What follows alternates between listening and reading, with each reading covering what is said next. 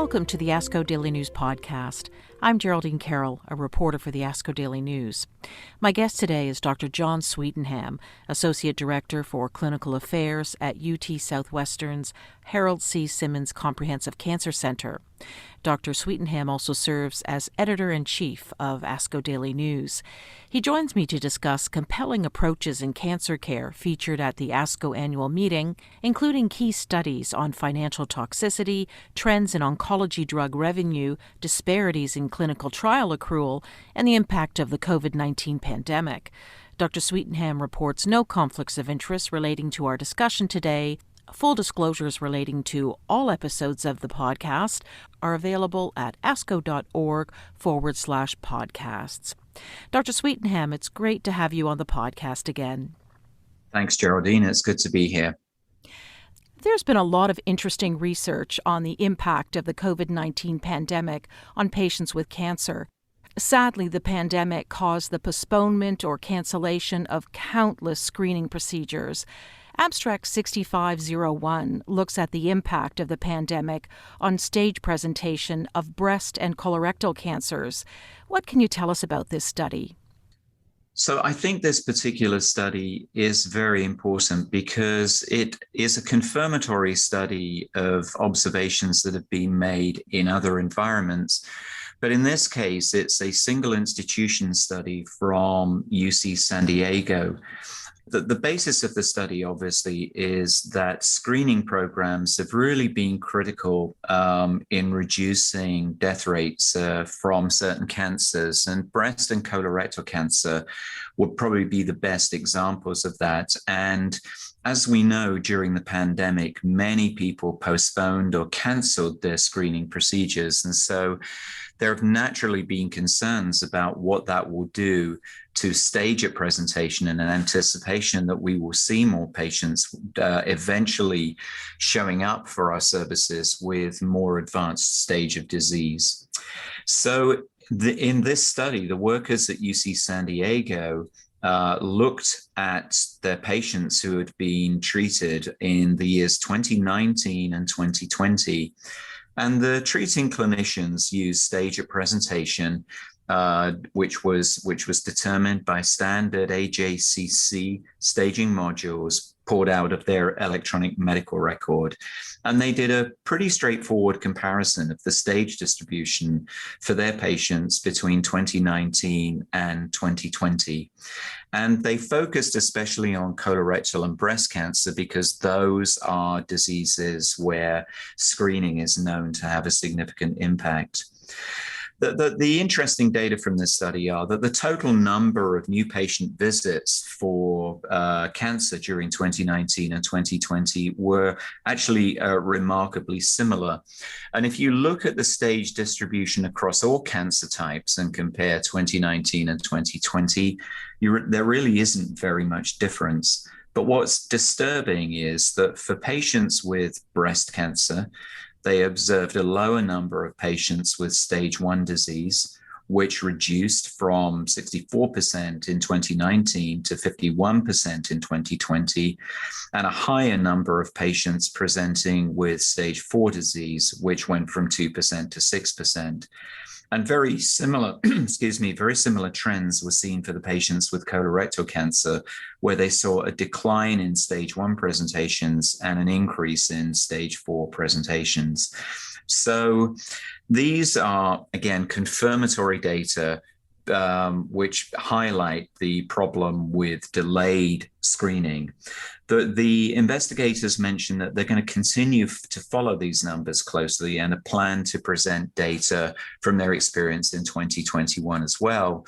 I think that what this does is really, it emphasizes the need for us for ongoing efforts to encourage our patients to return to care, to return to their screenings, and, frankly, to get vaccinated so that they will have more confidence in coming back and returning to care. Thank you for sharing these data. There are a lot of financial toxicities associated with cancer care, and there's an interesting study, Abstract 6504, that uses data from patients' credit reports to measure the relative risk of adverse financial events in cancer patients after diagnosis compared to individuals without cancer. Can you tell us more about this? Yes, and my first disclaimer would be that I'm certainly not a health economist, but as someone who is a non-expert in this domain, I found this to be a very interesting study which looked at the relative risk of adverse financial events in cancer patients compared with a control group. And it did this by using data that they pulled from the patient's credit reports, which, from my perspective, is a really interesting way of looking at the financial hardship. And the way they did this was they used the Western Washington SEER Cancer Registry for their cases who they investigated in this study. And they used the voter registry to identify their control patients, or control cases, I should say. And then they used data from one of the credit reporting agencies to look for signals for what they describe as adverse financial events in the cancer patients compared with the population. And they were able to identify levels of severity of adverse financial effects within this analysis. So, to cut to the chase here, what's interesting is they identified more than 300,000 individuals, of whom just over 84,000 were cancer patients, and the remaining 250,000 or so were control patients. And they looked at the available line of credit for these patients, and then also looked for signs of what they described as severe or more severe or most severe adverse financial effects. And the most severe would have been, for example, foreclosures on homes or repossessions of homes and properties. So, obviously pretty significant and very serious adverse financial effects. And if we just look overall at their results for example, severe adverse financial effects, there was a highly significant difference which demonstrated that these were significantly more common in the cancer population.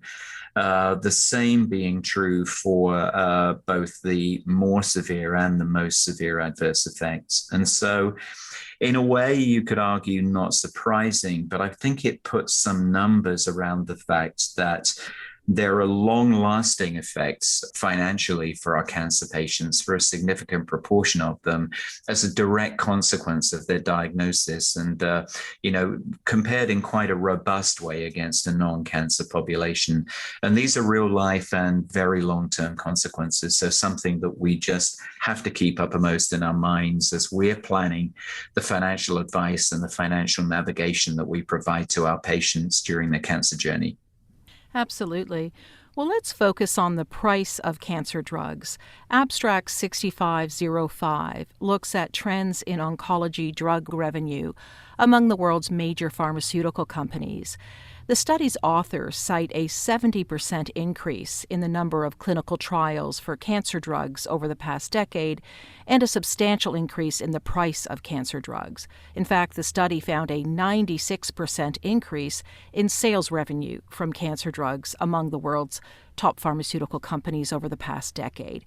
So what are your thoughts about this, and why, in your opinion, is this study important? Thanks, Geraldine. Yes, I think this study is important on a number of levels. I think when one first looks at the results of this study, it would be easy to conclude that, well, this is just one more piece of data that shows that the cost of cancer drugs is rising and is too high. And, that's reflected in the extraordinary financial toxicity that we see in our cancer patients. And, I think that there are elements of that which are probably true, but I do think there are other interesting observations from this. For example, as you mentioned, they demonstrated that sales revenue from cancer drugs has increased by more than 96%. And interestingly, revenues from non-cancer drugs among the same companies have actually decreased during that time. I would also mention, because it may be relevant, that although the analysis primarily included true anti-neoplastic drugs, they did include a number of supportive care drugs in this analysis as well, which are primarily used in cancer patients. And so certainly, I think, in addition to the anti-neoplastic drugs, probably the supportive care drugs have been part of the driver of this increase in revenue. The other interesting part of this is that during the study period, oncology revenues have grown, whereas revenues for other non-oncology drugs across all of the companies involved have remained stagnant. So what can we draw from this? First of all, as I said, I think the message about the cost of drugs is familiar to all of us and is not a new one.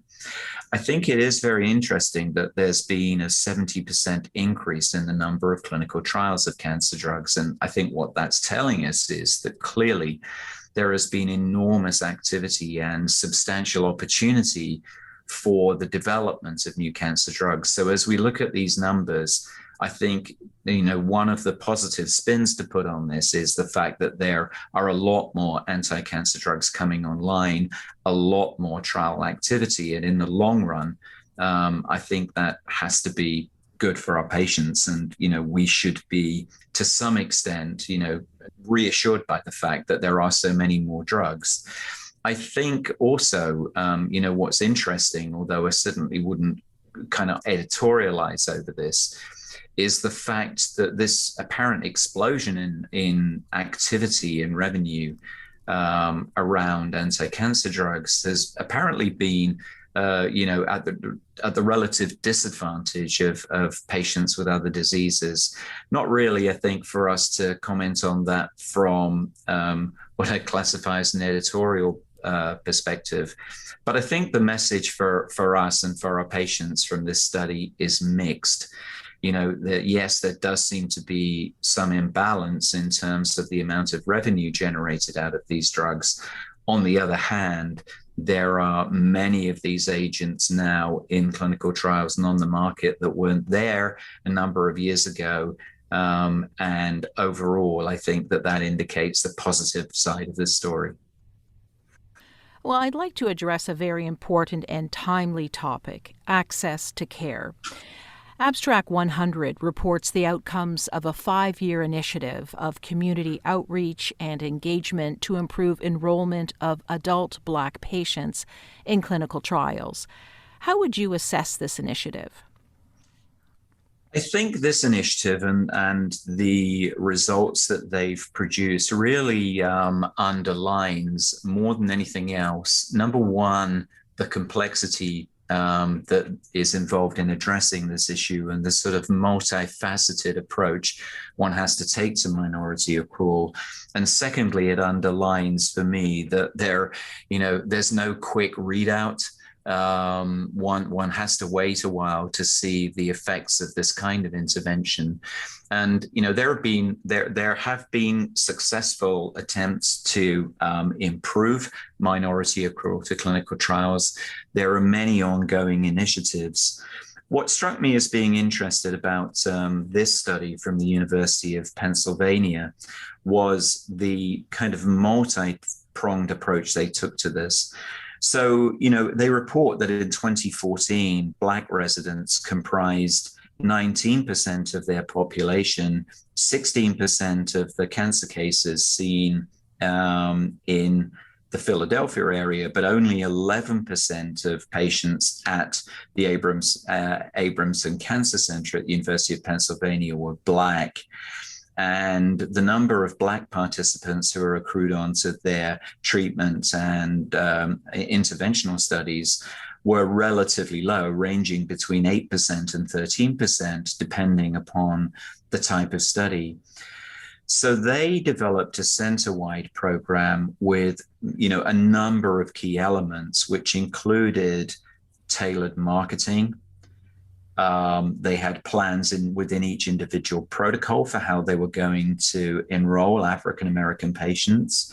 They developed partnerships with faith-based organization and conducted educational events. They provided lift and ride health to address transportation barriers. They had patient education by nurse navigators and an improved informed consent process. So they really approach this addressing several of the factors that play into the disparity in clinical trials accrual.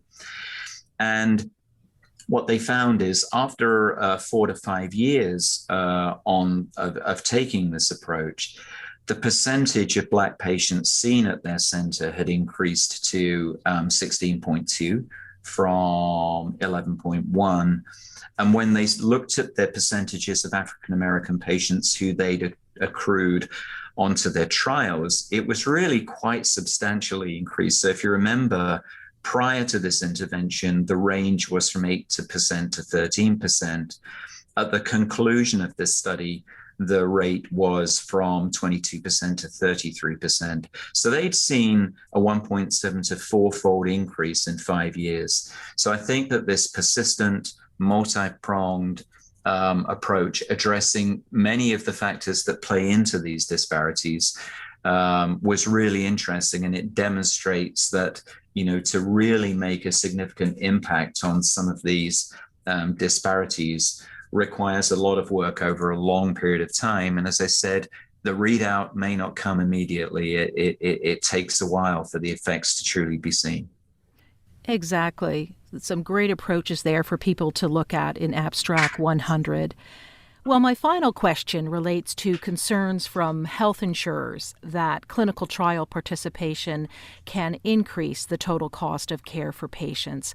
So in this study, Abstract 6513, investigators looked at the impact of clinical trial participation on total costs paid by Medicare during the Oncology Care Model program in a large community-based practice. Can you tell us more about this study? Yes, this is an interesting study which is based on patients enrolled into the oncology care model. For those who may not be aware of this model, it's an alternative payment model which has been developed by the Centers for Medicare and Medicaid Innovation to address improvements in quality of care as well as address issues of cost of care for patients with cancer. The study is based out of community-based practice of 90 oncologists who practice over about 30 sites of care. And what they did in this study was to link trial data and electronic medical record data with data generated from the oncology care model for patients undergoing treatment for various cancers between 2016 and 2018. And important to point out that the OCM includes patients who are Medicare beneficiaries only, so represents patients over age 65. And what they were trying to address in this study was whether the entry of patients onto clinical trials actually results in increased costs, which is, I think, some of the sort of received wisdom that's out there, that clinical trials are expensive. The OCM, provides a slightly more controlled environment in which to study that and find out whether costs of care associated with clinical trials actually do overall increase the cost of care, something which clearly will be of great interest to insurers. So in addition to exploring this from the perspective of anti-neoplastic treatment, The group also had the opportunity to look at some non-trial episodes, and in particular, study the impact of the receipt of active treatments in the last 14 days of life, as well as hospice use and hospitalizations. So these are other kind of issues which are important to us now, which the OCM provides a window on. So, the study was conducted and included just over 8,000 OCM episodes, which met criteria for the study. And of those, 459 of the episodes included patients who were on a clinical trial. And interestingly enough, on average, episodes when the patient were on a clinical trial cost almost $6,000 less than matched non-trial episodes. And it was independent of whether it was an early phase or a late phase study. And interestingly, but perhaps not surprisingly, the primary reason for these lower costs was because of decreased drug costs, because typically the cost of the drug would have been covered by the trial. Interestingly, there were no differences in the rates of treatment within the last 14 days for the patients who are on study. And there was no difference in rates of hospitalization or hospice use for the patients who are on studies either.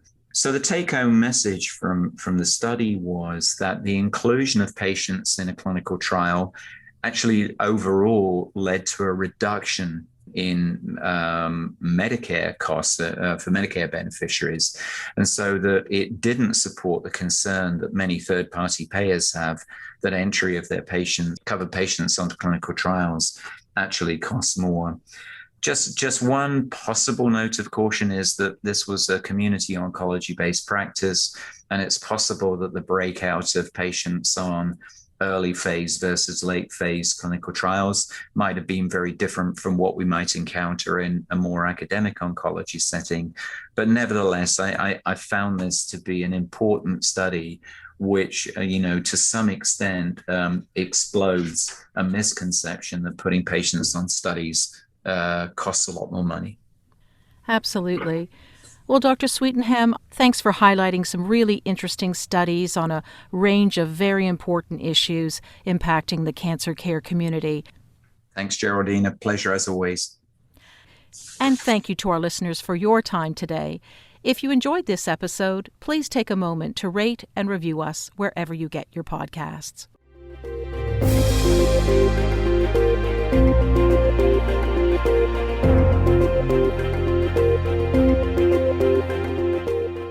The purpose of this podcast is to educate and to inform.